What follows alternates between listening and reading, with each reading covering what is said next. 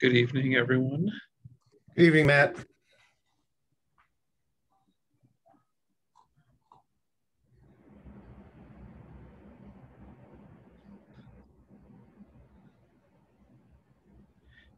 Just so everyone else is aware, I did receive information that Ted and Marianne will both be late. Marianne has part of her orientation for the District 200 board beginning tonight, and Marianne has and Ted has another obligation that he was not able to move. So let's see.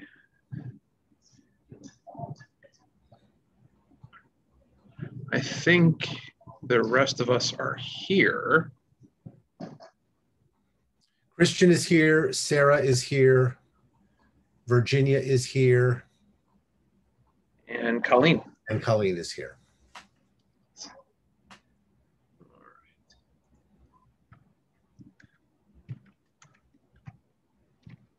All right.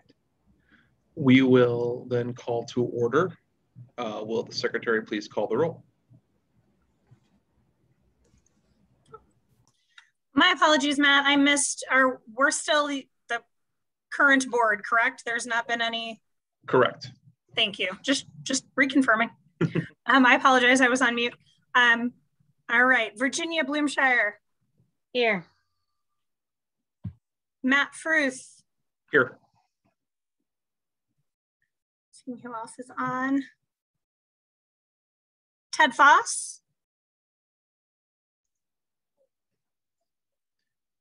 No Ted yet? Looks like Ted's here. Oh, it does look like he has joined. Christian Harris. Here.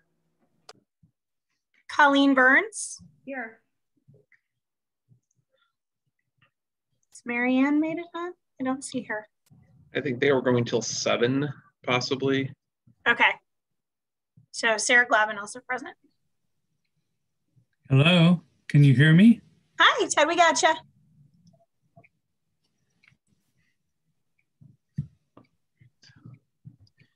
Did we get through everyone on our roll call? That should be everybody. We're just missing Marianne. Okay. Then we will move on to approval of our minutes from our March 23rd meeting. Are there any questions or comments or corrections regarding that?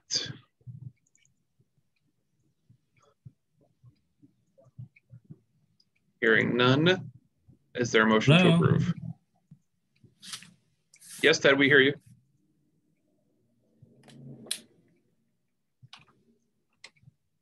Is there a motion to approve the minutes? So moved. I'll second. Moved by Virginia, seconded by Sarah. Is there any further discussion? Hearing none, will the secretary take the roll, Can I please? have your help up here? I'm trying to get into my Oak Park Public Library. Ted, we can hear you. Ted, we can hear you. I don't think he can hear us. I don't think he can hear us. Maybe I wonder if he just turned his speaker off. All right, Virginia? Yes. Matt? Yes. I'll say Ted, although I don't think Ted can hear me. Christian? Yes. Colleen? Yes. And I also am yes. Excellent. We will move on now to public comments.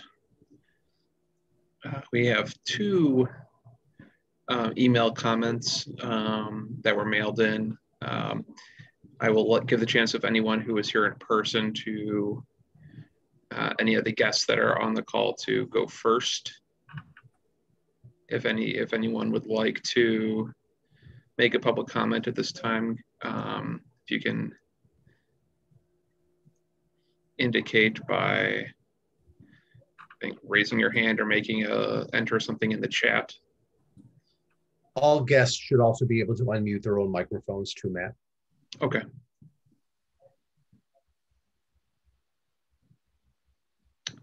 Is there anyone? Anyone? Okay. Then I will proceed with the two comments that were received via email. The first I forwarded to that came in the other day that I did forward to the rest of the board, but I would like to enter it in to read it as much as I can here. This was from Nicholas Benatti, and the comment begins as, I would like to shed some light on a possible election code violation committed by the Oak Park Public Library in October 2020.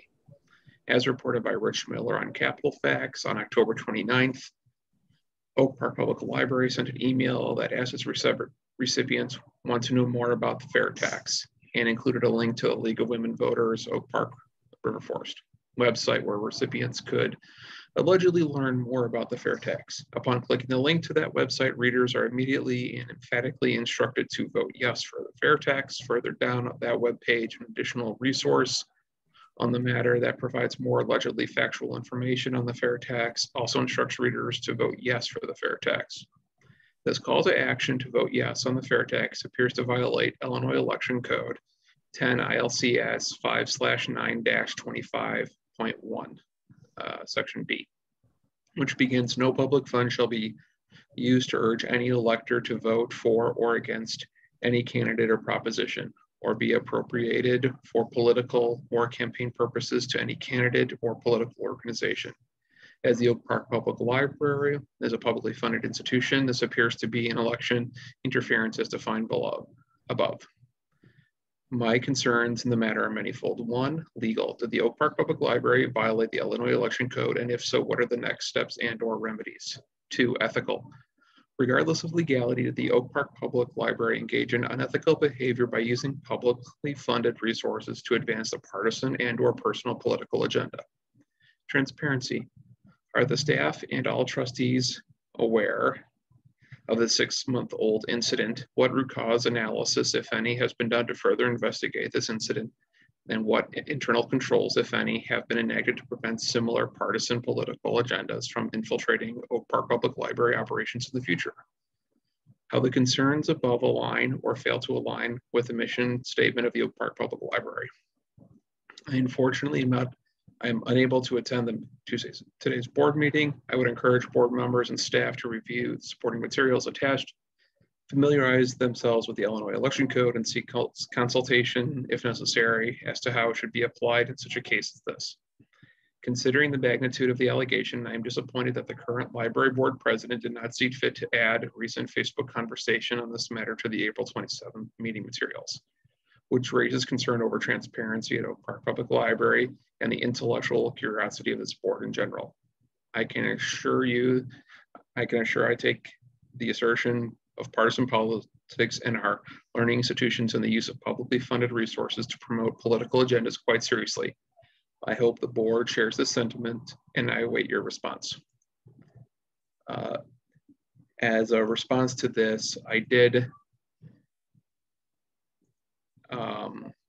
ask David to consult with our attorneys, and they supplied an opinion memo that we can share with the rest of the board, stating that in their estimation, we did not violate the Illinois Election Code, as we did not produce or replicate any advocation of a position on the constitutional amendment question, which was a nonpartisan matter, which is why the League of Women Voters took a position in the first place.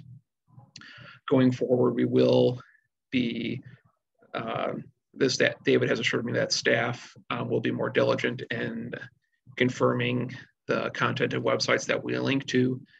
After the email went out, the library staff was made aware of the content of that site on the League of Women Voters, and a similar link on our website was taken down in response to that, as soon as the staff was notified of the situation. At this point, I am satisfied with the letter from our attorneys. I'm happy to share it with the rest of the board. And given that it was a link and that there was the amount of money that was spent on that would be minuscule, I think may have been the word that they used, or infinitesimal, that we were in no really concrete violation of anything. The other email that came in just before 6 o'clock, that came in, let's see here, public comments. And it was also copied to in an email to the board. This author, I'll forward it to Rita as well, contacted me separately and said that they did not feel that it was necessary to be read aloud as long as it was attached to the minutes for the meeting. So can you send me both of those, Matt? I will be happy to do so, Rita. Thank you. I'll just put them as attachments. Okay. Do you want me to put in anything about the attorney's response to that first one?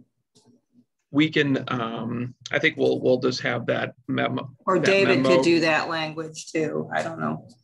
Sure. I think we can just include a comment that the staff was asked to to obtain a legal opinion from our attorneys, and here's the memo as a result of that opinion. And we'll include the memo from Ansel Glick in the minutes as well as an attachment. Matt, do you think that it's warranted or needed to say anything back to CapVax? No. You haven't been contacted by them. No, I never was. Was the staff, was Jody for comment? Not that I'm aware of, but I'll let her. We were not, no, staff was not contacted. I was not. Okay, so they were just pontificating. It was under, yeah, I'm not sure how a Oak Park Public Library email rose to the level of notice of capital facts without having been sent there from someone in the community, but it did. Yeah. Must have been a slow news day. Maybe they're on our mailing list. Maybe Rich likes to read Jody's work. I mean, don't we all? It's worth note. Okay, and if there is no one else who's attending who would like to make a public comment at this time, one last call. Hearing none, we will move on in our agenda to trustee comments and board calendar. I did want to make a comment, Matt. Sure. Just since it's my last meeting, just wanted to say a few words to everybody here. So it won't take too long. Well, I'll try not to take too long. But first of all, just wanted to say thank you to all my fellow board members, past and present. I've really learned a lot from you all. Appreciate you taking the time, particularly the more senior board members, to educate in the middle of a meeting and to give us that institutional knowledge to make better, more informed decisions. So, and to the other board members as well, appreciate all of you, and I've learned a lot about the approaches to board service and the approaches to community work from you all. So thank you for your all service to the community. And I appreciate it in a way most probably will never be able to relate to. So thank you. Also just wanted to express my appreciation to the library staff, from David to the leadership team, to the teen services department, to the shelvers, librarians, communications team, and all the many departments that make the library flow on a day-to-day basis. And I really thank you for the ability to embrace new concepts and accept them, even when it's been difficult and uncomfortable. So I ask and urge you to continue on that path. And because the work ahead, particularly this anti-racism journey we're on, is tiresome. It's going to take a lot of energy. And whether you like it or not, you're doing the work now. And so keep your head up, keep pushing, and stay strong in the struggle.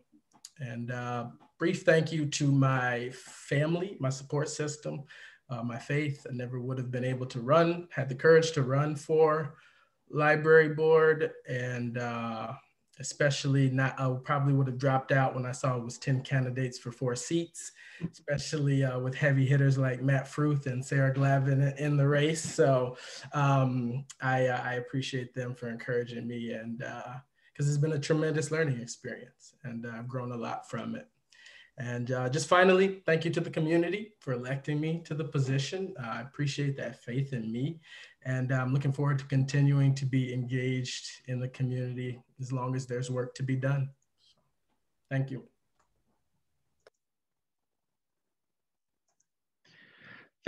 Thank you, Christian.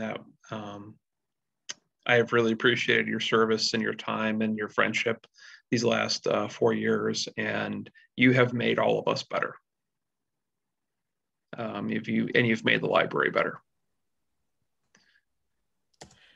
Thank you. I appreciate that. It means a lot.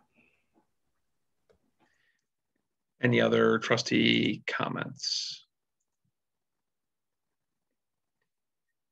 Any questions or comments about the board calendar? I had one quick note I just wanted to share. I had some feedback from some community members about coming to Mays in the first week, and just wanted to thank the staff, David, for handling everything so well. I heard nothing but good feedback about, even, with our size constraints at the facility, how efficient and kind of well supported the individuals felt that they were at the space. So please let the team that's handling Mays know that the neighborhood is very excited to have them back. Thank you, Sarah.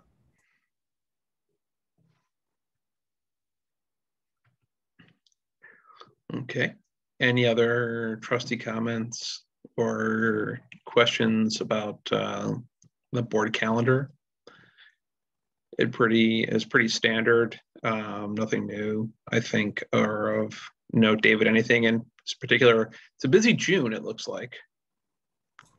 Yeah, no, nothing, nothing unusual to remark upon. Okay. We will go ahead and move on into staff reports. There are 4 reports attached to the board packet this month. My narrative is always our strategic priorities report, the core use statistics report, and finally a special report on the most recent staff well-being survey. Lots to read. I don't necessarily need to do a lot of repeating of what's in the reports, but I'm happy to answer whatever questions that you might have about any of them. You will, of course, note that in a lot of the reports are devoted to talking about our anti-racism work, both in my narrative and in the strategic priorities report. There's also a good deal, of course, as Sarah was just mentioning, about the reopening of additional library spaces, including the Mays branch space, and our continuing thinking and plans for reintroduction of other services based upon information that we are relying upon from local authorities, including our own public health department. Regarding the special report on the well-being survey, if you have any questions about that I'm not able to answer, Billy Treese, our Director of Human Resources, is on the call and will be happy to help to answer your questions as well. So with that, if you have any comments or questions, we're happy to take them.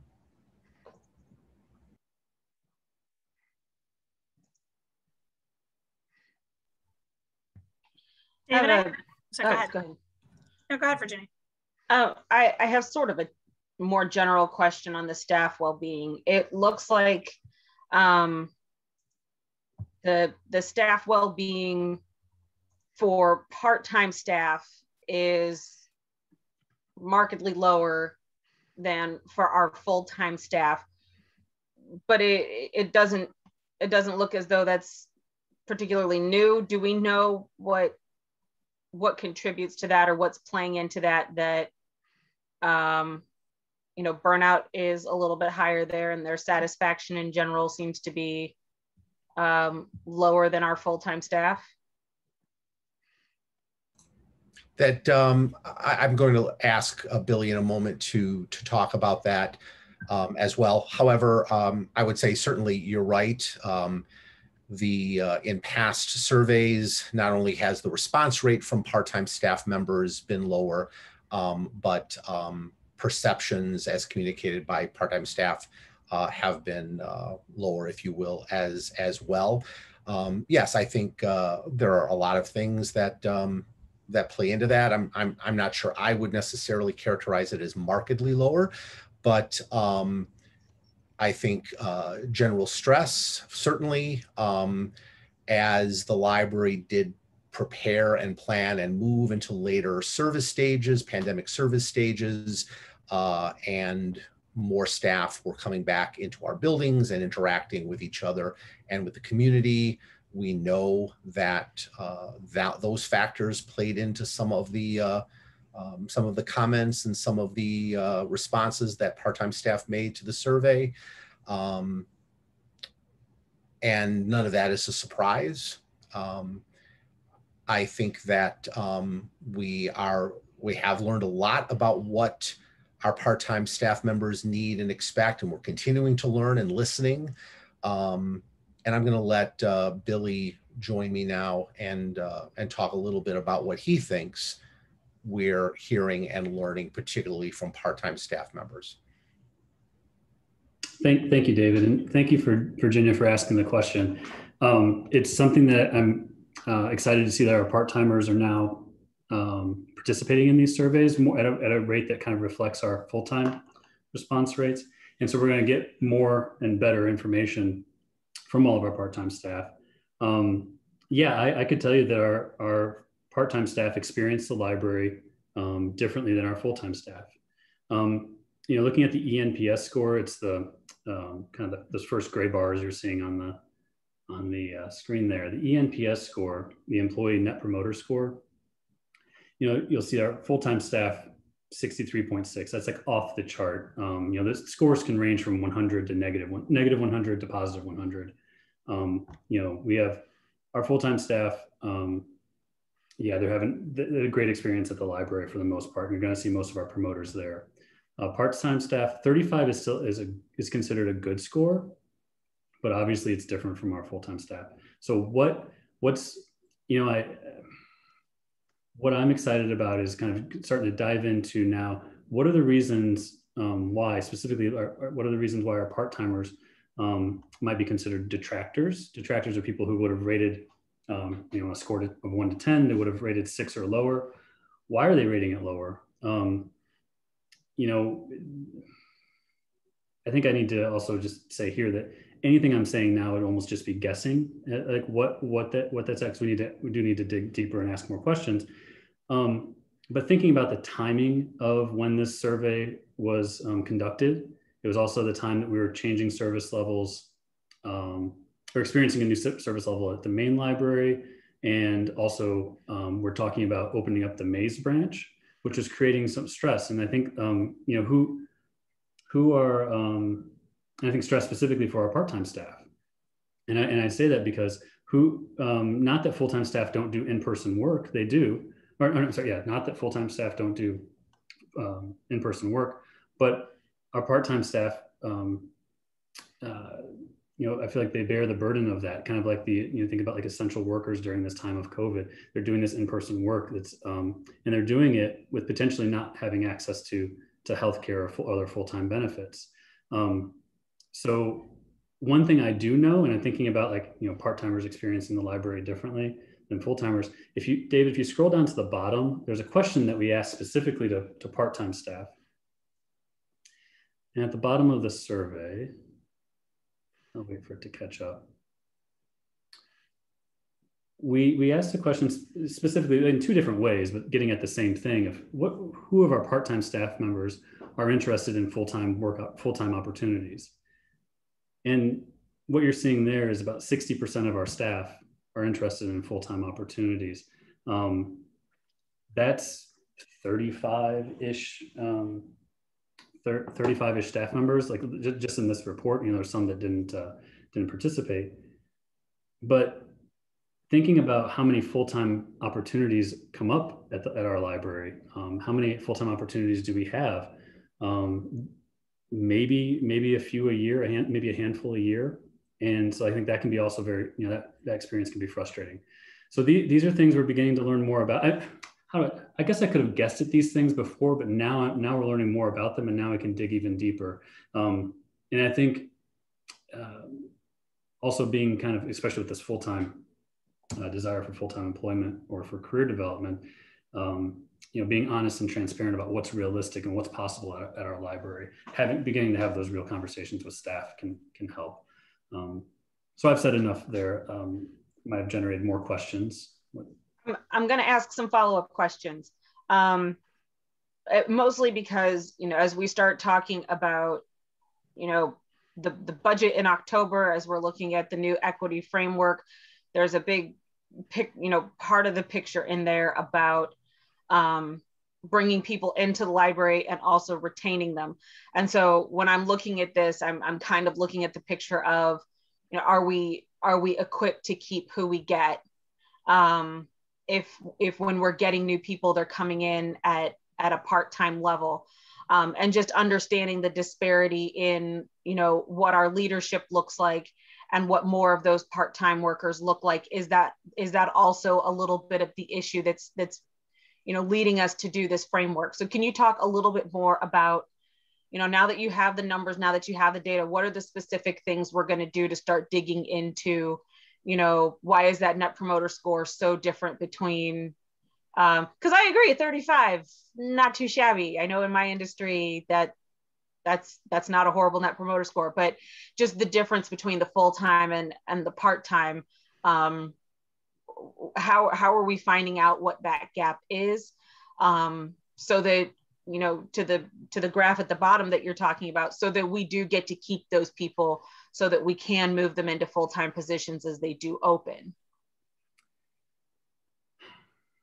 Yeah, so if we have 75 or so part-time staff right now, and 60% of them want to be full-time, realistically, on our current trajectory, it would take us more than 10 years to do that. And unless you're talking about expanding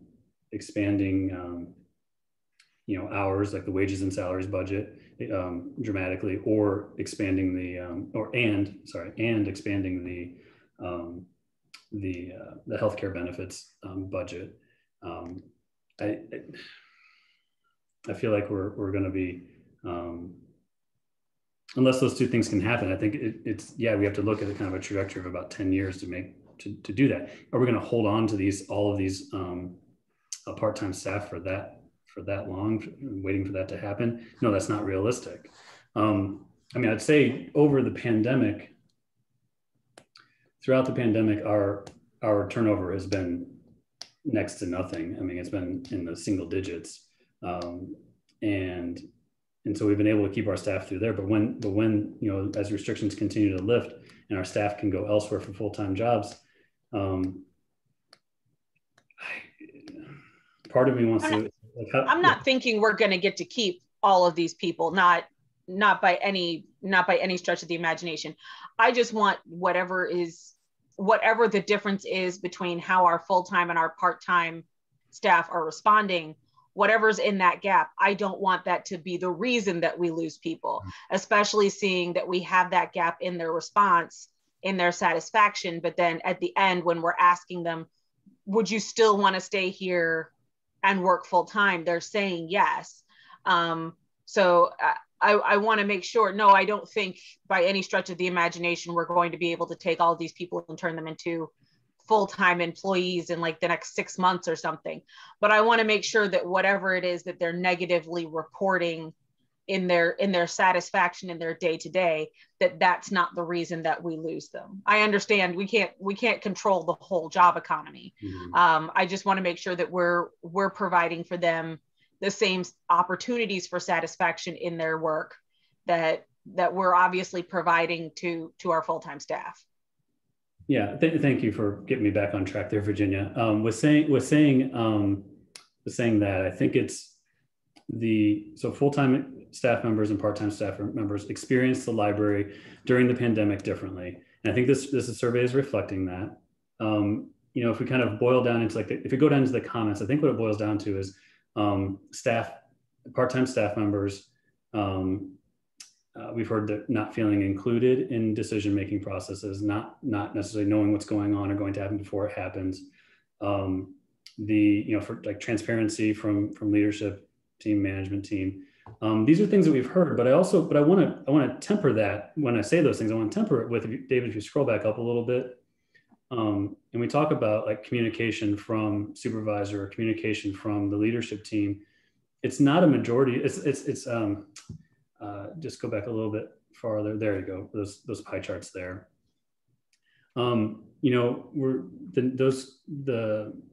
Those comments about like detractors or not being satisfied with something, they're coming from, I can't see the number of employees, but like a handful of employees from a part-time and full-time staff, and maybe the communication from leadership team is like 10 part-time staff members that are dissatisfied. But then the majority are either satisfied or very satisfied. So it's I get it, about the transparency, not feeling included in decision making, especially when we make decisions quickly when we're shifting and making plans for reopening. But that's something that we can focus on and continue to try to do. I just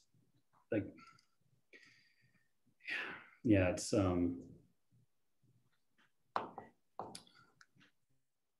So I think that, but if you're talking like what's the difference, why are part-timers experiencing the library different than full-timers? I think it's I think it comes down to inclusion and transparency and decision making. If I was going to boil it down to something, what are we doing to improve that? Those are things we're still talking about. Okay, thank you. Jeremy, I had a quick question. Kind of while we're in the comment section, I know below you spoke about kind of the open-ended questions, and you don't have to scroll down, David, but I think it's, some of the notes around, what we can do to decrease stress and burnout. And clearly, if you're a frontline staff member and you haven't been vaccinated and you're showing up for work and you don't have healthcare, like that's a very clear line to the way they're feeling. I think, and there's very little, frankly, that you're going to be able to do to affect that. I think what's hard here is, not being able to see kind of the crosstabs. And I don't know how you guys conduct this, if that's even an option. But if consistently we're seeing communication as an example, or a lack of authority and decision-making as a driver for the Net Promoter Score. And I'm wondering if, maybe if you have that ability to dig in a little deeper around some of these drivers, are there some simple things that we can use, and you don't necessarily need to go to this level of depth on surveying again, but that we can just have, focus group conversations around and maybe spend a little bit of time in a meeting in a couple of months checking in with you around, what actions are being taken and what you're seeing as a result of some of those conversations? If you're asking, can we, do focus groups or circle back around some of the reasons why people would be detractors? Yeah, yes, we can. I think that's a great next step.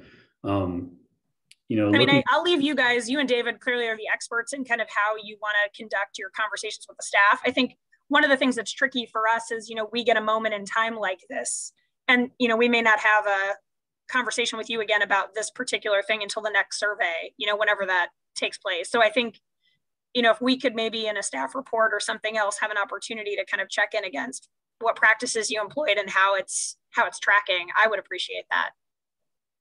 Yeah, that's something that I like using the employee Net Promoter Score question, because you get the question, right? You get the ranking of whether or not they would recommend the library as a place to work. But then you also get the comment section right below it that we can dive in deeper, and I haven't done this yet with this survey, but looking at who like our part-timers or full-timers, who gave us what score, and like we can parse it out to say who of our part-timers gave us 6 or below. What did they say?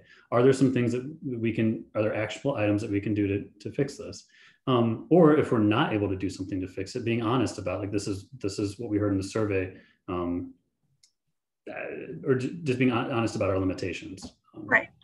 You know, you're not unfortunately going to allow the part-time staff to decide whether or not we open the branch, right? That's never going to be an empowerment we're offering. So, I mean, I think to your point, like there could also be misconceptions about, you know, frankly, the empowerment that any team member might have. So I think there's some simple things in that regard, but I think if you're comfortable, I think if we could maybe schedule that touch base in June or July, I would appreciate kind of having a plan to circle back with you.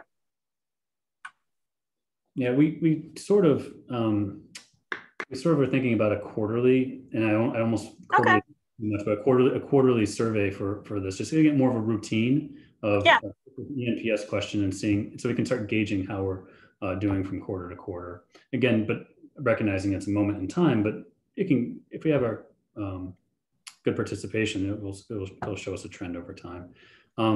Yeah, and seeing if we can take action on some of those items. So yeah, I think, you know, June or July is reasonable to check back in about this.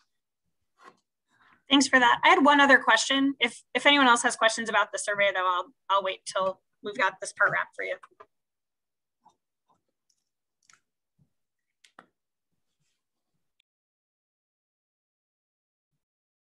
No? Okay, I'll jump in on my other one then. David, you mentioned in your report, as you were going through some of the anti-racism overview, that there was some discussion around hiring the library's director of equity and anti-racism. As I'm sure this isn't lost on you, like you, us, and every other corporate entity and nonprofit in the country, right, is currently trying to hire someone to do this work. Can you share a little bit about, you know, what that conversation entailed and kind of where your line of thinking is around that process? The process that will follow the conversation we had with Rashida. What would you like to know about? I think just getting kind of some counsel around kind of what you're thinking, you know, our approach may be for hiring that position, understanding the climate that we're in for finding talent. Well, that was exactly the content of, well, it's been the content of the conversations that we've been having as a leadership team, and it was the content of the conversation that Billy and I had with Rashida about a week or so ago. I had asked Billy to outline what our typical process would look like for hiring someone for the organization at that level, at a director leadership team level. And he did. But it was, even in doing that, was clear to both of us that the process was going to have to look very, very differently than processes in the past have looked. We know that it's going to take a little more time. We know that we're going to have to do things a little differently. We know that there are lots of voices that will have to be heard in that process that perhaps have not necessarily been a part of the process before. And that's why we wanted to talk with Rashida about what a typical process would look like and what this one should look like. And as we were having that conversation, it became clear to all three of us that the first thing we were going to need to do is determine what a position description for that job would look like. Before we begin talking about who that person is, how we find that person, who needs to be asked about the process. And so Rashida and her team right now are working on a first draft of that description, which we hope to have within the next, back in the next couple of weeks. We'll talk with her about it again, and then move the discussion into what the rest of that process would look like. Rashida thinks that when we finished the anti-racism strategic plan, we said that our objective was to have somebody hired for that position before the end of the calendar year. Rashida not only thinks that timeline is reasonable, she actually thinks that we could have someone selected much sooner than the end of the year. And in fact, I think she thinks, and I think, and Billy thinks that there are a lot of good reasons why we would want to try to do that. One of them being that, as Virginia was mentioning a little earlier in the conversation, we're going to be talking about our budget for next fiscal year this summer and early fall, needing as usual to finalize and approve that budget by October, and how great it would be to have someone in that position already with us, who can be a part of that conversation and talking about what the allocation of resources, particularly financial resources, looks like. So that's where we are right now. And as soon as we can start talking about what the job actually looks like, then we can start talking about, who that ideal candidate is or looks like, and where and how we're going to find that person. So I hope that answers your question. That does. Thank you. I appreciate it.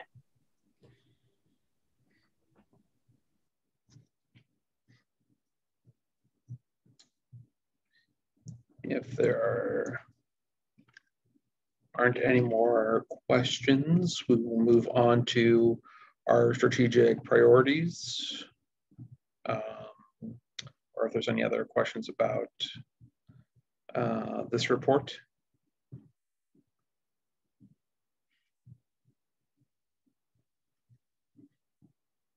Okay.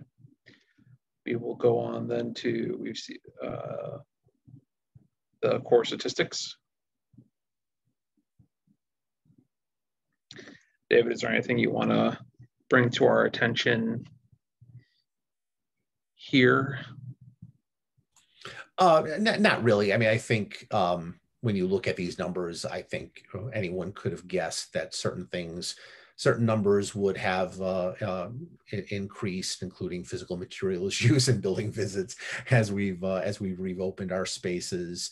The use of our digital resources, of course, continues to be quite high, and we were finally able to allow our community to start using our public computers in our building again. So yeah, I think the numbers that you're seeing, I think, could have easily been predicted. But if there's anything here that you want to ask about or that's unclear, please do. David, I have a really not super important question, just more my own curiosity. When we're counting digital library memberships and the new cards, are the same people counted twice ever? No. If someone applies for a digital use only card, eventually that's going to need to become, if the user wants it, it's going to need to become a permanent card, but it would still only be one registration. Okay, so if somebody did that all in 1 month, where would we put that in the use statistics? Would we put that as a digital, or would we put that as an actual? I'm only asking. My sister did this month, and then I looked at the report and I was like, does that mean we count people twice if they get their digital on 1 week and then go in 3 days later and get their card? Yeah, again, no, we're not counting the user twice, but I think it, I honestly, Virginia, I'm not sure I can completely answer your question, because okay. my instinct tells me that what you're looking at are whatever digital accounts were added in that month, that's the number you're seeing, and that whatever permanent library cards were issued, that's the number you're seeing. Again, not that, so in other words, in March, when you're looking at the number of digital accounts, that's 76 new digital accounts, but this 93 library card accounts that could be original accounts or anyway, I don't want to mislead anyone. So I'm going to need to talk with Elizabeth and get a better response to your question. Okay. Thank you. Sure. I'm sorry.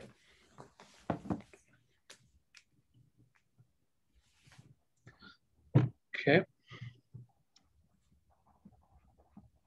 Hearing nothing else, we'll move on to, I think we've already covered the well-being survey results unless somebody else has a question. Okay. Then we'll go into our financial reports. We have our disbursements for March. Are there any questions related to that report? Hearing none, is there a motion to approve?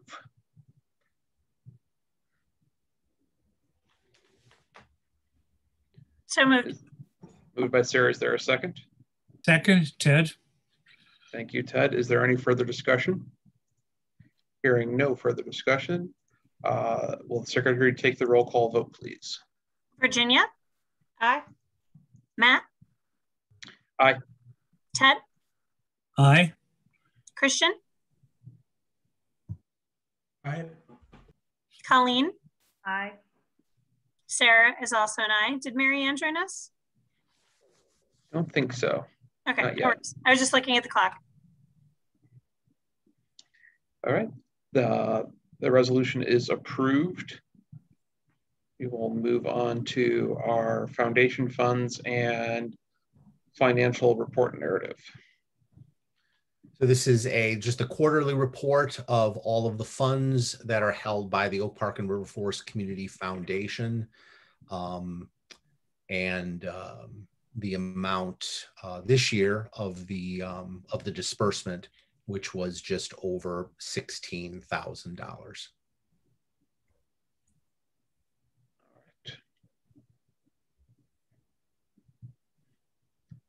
Any questions? Hearing none. Okay.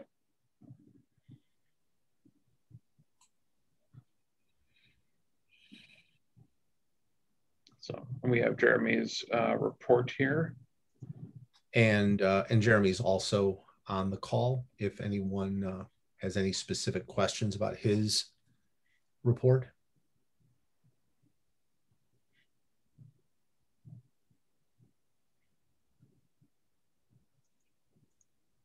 I do not. Okay. We will then move on to additional reports. iGov. Meets tomorrow.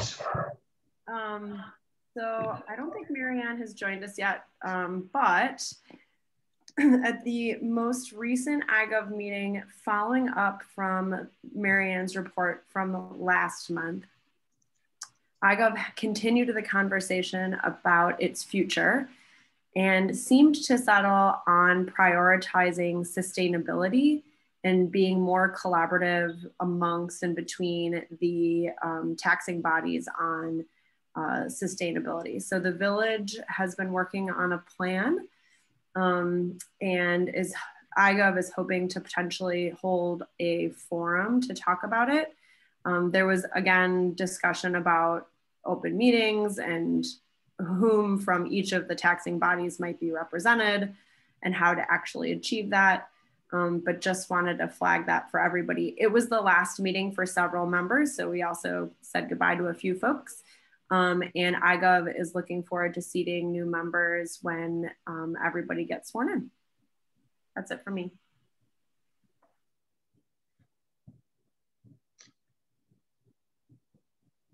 Okay, thank you very much. COG was supposed to meet at the beginning of this month, but due to, it was originally set for the day after the municipal election, but they postponed it till tomorrow. So we will meet tomorrow morning bright and early to share information. ILA legislation and advocacy. We met at the beginning of the month and discussing the possible panels and for the ILA conference and possible submissions for that event, as well as other possibilities for presentations and quote opportunities in this coming fall and spring. So, as going forward, as we continue to engage and as things open up, and how we will proceed with kind of future events. No real decision has been made on that. There's a few people who are going to kind of be working on those pieces as we continue to see how things progress. And there was talk at the beginning of the month, as well as where library workers fell in the prioritization of vaccinations and how that was going to go, that lobbying effort of the governor and departments of health. But since all of that has expanded, it has really kind of become a moot point as far as that particular discussion topic goes. And we are meeting on Monday, which is the first Monday in May. So we will be meeting next week. Friends of the Library. They did not meet. They meet in May. Okay. May 17th.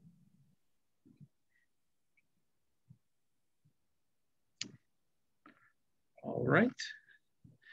Then no unfinished business. We'll move on to new business resolutions for honoring board service.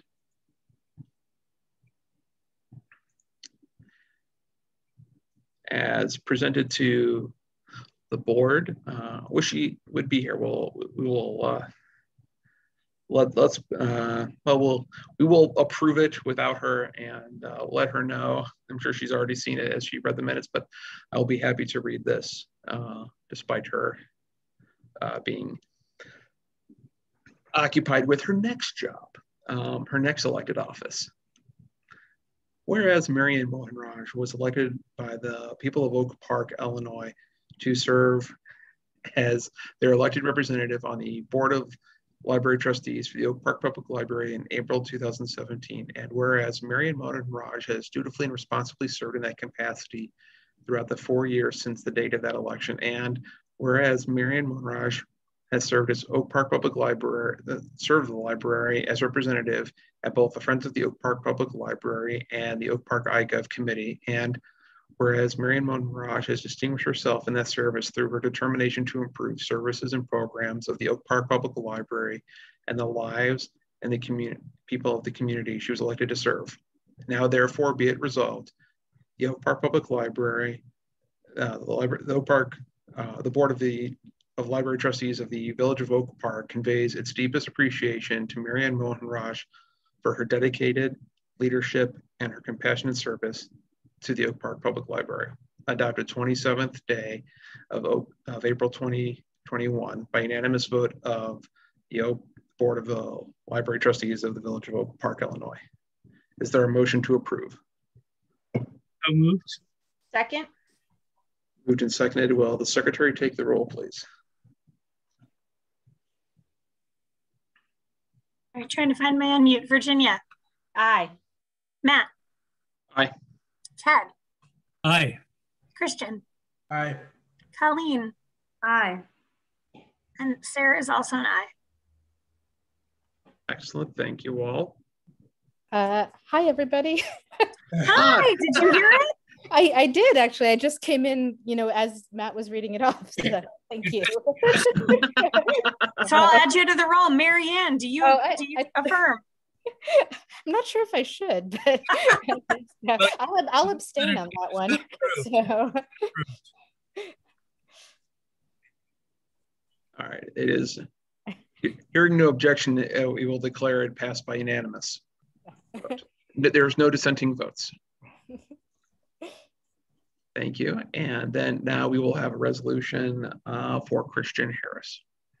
whereas Christian Harris was elected by the people of Oak Park, Illinois to serve as their elected representative on the Board of Library Trustees of the Oak Park Public Library in April 2017, and whereas Christian Harris has dutifully and responsibly served in that capacity throughout the 4 years since the date of that election, and whereas Christian Harris has served as financial officer on the board for multiple years and fulfilled a critical role in development of the library's annual budgets, and whereas Christian Harris has distinguished himself in that service through his determination to improve the services and programs of the Oak Park Public Library and the lives of the people of the community he was elected to serve. Now therefore, let it be resolved, the Board of Library Trustees of the Village of Oak Park conveys its deepest appreciation to Christian Harris for his dedicated leadership and his compassionate service to the Oak Park Public Library, adopted this 27th day of April 2021 by unanimous vote of the Board of the Library Trustees of the Village of Oak Park, Illinois. Is there a motion to approve the resolution as presented? So moved. Moved by Sarah. Is there a second? Second. Seconded by Colleen. Will the secretary take the roll, please? Virginia? Aye. Matt? Aye. Ted? Aye. Christian? Abstain. Colleen? Aye. Marianne? Aye. Sarah is aye. It has been approved without dissent. Thank you, everyone. Thank you, Marianne and Christian. Breen, I want to give you a chance. Christian took a moment during trustee comments to say a few things. I would like to give you that same chance if you so wish to say if you have anything you'd like to say to the board. I didn't prepare anything. I had plans to write up a transition memo, which I have not yet done. So I will do that and send it to you all because apparently I can't stop meddling, but this will be my last attempt to meddle. And then, yeah, I don't know. This has been a privilege and a delight. And it has to be, you know, I mean, the least contentious board service probably that is possible. I think school board may be a little more argumentative than these last 4 years. And, but this has been a great, I don't know, it's been a great place to learn the job. And the staff is amazing. And we are very lucky, I think, in Oak Park to have them. So thank you all. You've just been great to work with. All of you, great to work with. So Marianne, may I say one thing before you leave? And that is, I am growing tomatoes again. I am happy. Yeah, I can do the porch drop-off thing again. Yes. Let me know what date you're thinking of. Like, you can email me and we can figure it out. This will be the Marianne drop-off. Thank you. Yes. Yes, my pleasure.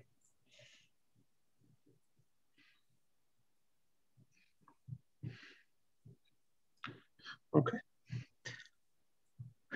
Thank you, everyone. And thank you, Marianne. It has been a pleasure having you on the board. And I feel confident in saying that the D200 board will benefit from your residence on its board.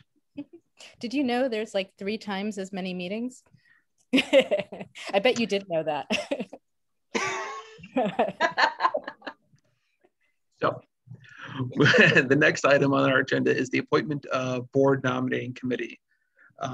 This is a committee that convenes every 2 years to come up with a list of recommendations for board officers that will serve the next 2 years.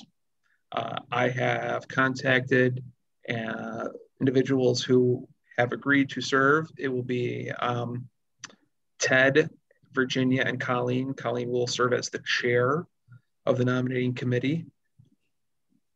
And Colleen, I will let you determine that day and time of when you meet. Just make sure you let David and Rita know, because that will be a public meeting. That will need to be, it could be in the middle of the day, it could be in the evening. I will leave it up to the 3 of you to schedule, but we just need to make sure it's publicly posted. And there is a recording of minutes for that meeting. There is. And then And that public posting must be done at least 48 hours in advance of the meeting. After that. All right. Thank you, everyone. Thank you for the three of you for that. And now we will, next item on our agenda is a closed session. And all trustees should have received a unique link to that session in an email. You're the only ones that have received it. You'll need to use that. I will join it just long enough to get that meeting started. And Rita Earl will keep this meeting live so that you can return to it once your closed session has finished, just as you did last month. David, I don't seem to have a link. Do you know if it came from you or from Rita? It came from me, and I resent it in an email just before this meeting started. Let me get the link, and I will. I can, for those of you who don't have it, I can try to put it into your chat for you. Just give me a moment. Thanks. Sorry about that. That's all right. I don't see it. We should have a motion to go into executive session now too.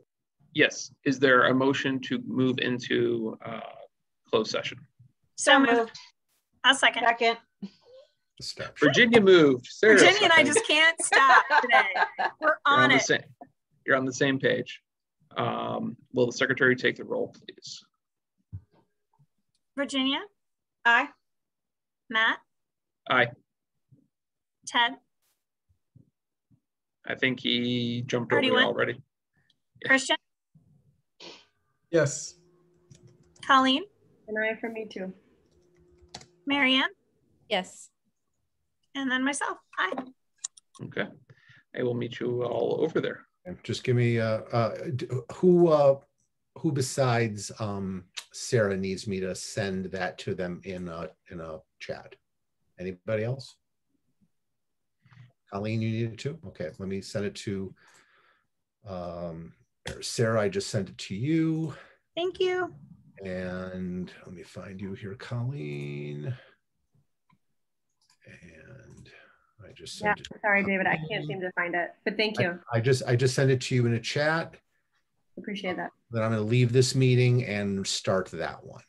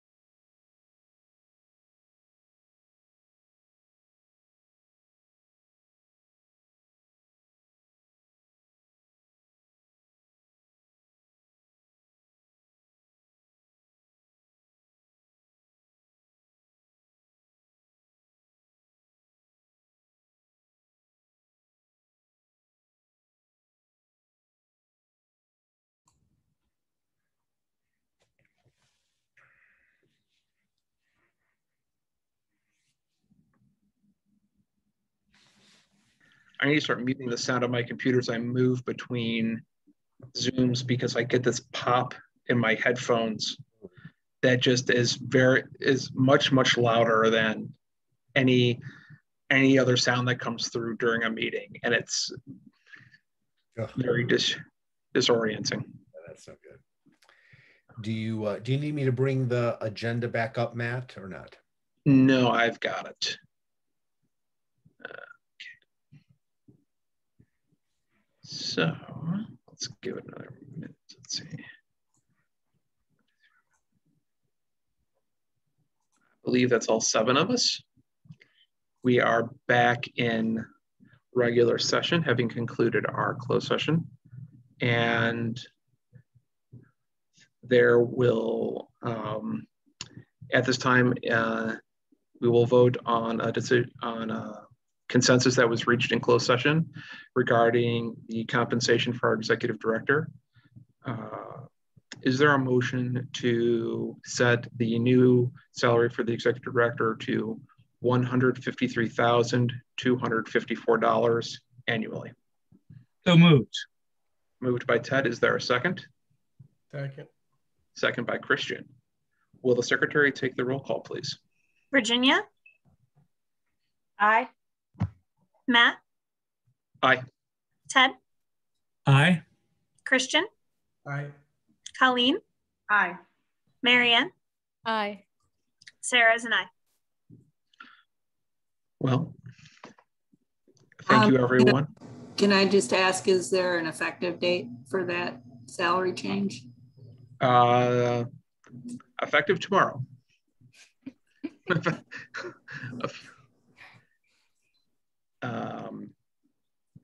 Thank you, Rita, for clarifying that. And so there are no other questions. We have concluded all items on our agenda, and we stand adjourned till our May meeting. Again, thank you, Christian. Thank you, Marianne. It has been an honor and a privilege the last 4 years having you on the board. You have brought important voices to our discussions, and they have been greatly appreciated. I'm gonna miss you guys. We're having a sale at the house Sunday from 11 to 4. You should stop by so I can feed you. So there'll be snacks. So anyway. Will there be those crazy, awesome marshmallows? There will be some crazy, awesome marshmallows. Yes, there will. So I still think about those marshmallows. They're so good. I'm putting the address in the chat. So, oh no, wait, sorry, that's 11 to 4. I said 11 to 2, but it's actually 11 to 4 on Sunday. Excellent. All right. I don't know how you sleep, Marianne. I just watch your Facebook feed of everything you're cooking all the time and gardening, and I feel like a very dysfunctional human by comparison. So you raise the bar, my friend. So I actually worry about that. I have a disability, someone who works in disability stuff, and she says that it is important to model for the community the need for rest. And I think about that a lot. Like, you don't actually want to set it. Oh, I think I'm working on learning to rest more, but I actually am having a hard time with it. And I should say, you didn't know me pre-cancer. Like, it's gotten much worse since cancer. So I do think it's a little pathological, a little bit of like outracing time and whateverness. Mm. I should probably go talk to the therapist again. So, Marianne, it's all about Cool Whip in your cookbook. It's all about Cool Whip. Yeah. and Jello molds. And I appreciate the resurgence of like weird 1940s, 1950s cookbooks and people making weird things with Jello molds. I want to say there might be Cool Whip in my cookbook because my mom made mango fluff, and I'm pretty sure that she used Cool Whip for that. So it's delicious. Sounds amazing. It's really good. All right. Well, we are adjourned, everyone. Have a Good wonderful night. evening, and we'll see you. Good night. Marianne and Christian. Bye, guys. Bye. Bye.